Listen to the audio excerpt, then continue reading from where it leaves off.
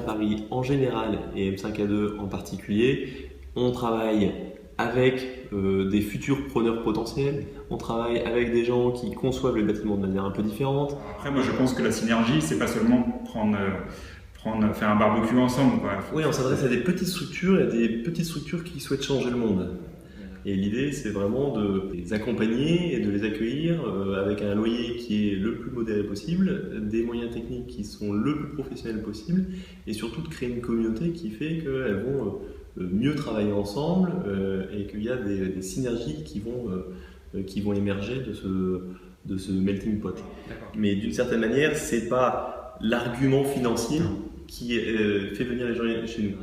Un consommateur responsable, ce qui est de plus en plus évident pour tout le monde, on peut être aussi un investisseur responsable.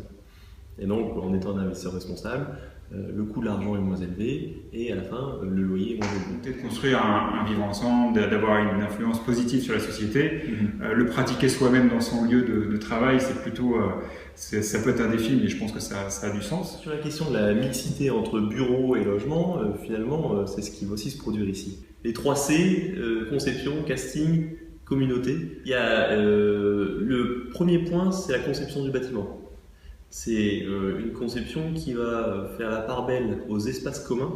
Le deuxième point, c'est le casting, le fait qu'on va choisir les structures qui correspondent à une grille de critères et surtout, d'une certaine manière, à une envie. Et puis ensuite, il y a une somme d'événements, c'est une communauté. Un bailleur de l'immobilier qui vous dit nous on veut accueillir des gens qui ont envie de changer le monde et ne pas se retrouver confrontés aux contraintes de l'immobilier classique. Ça fait déjà un peu la différence.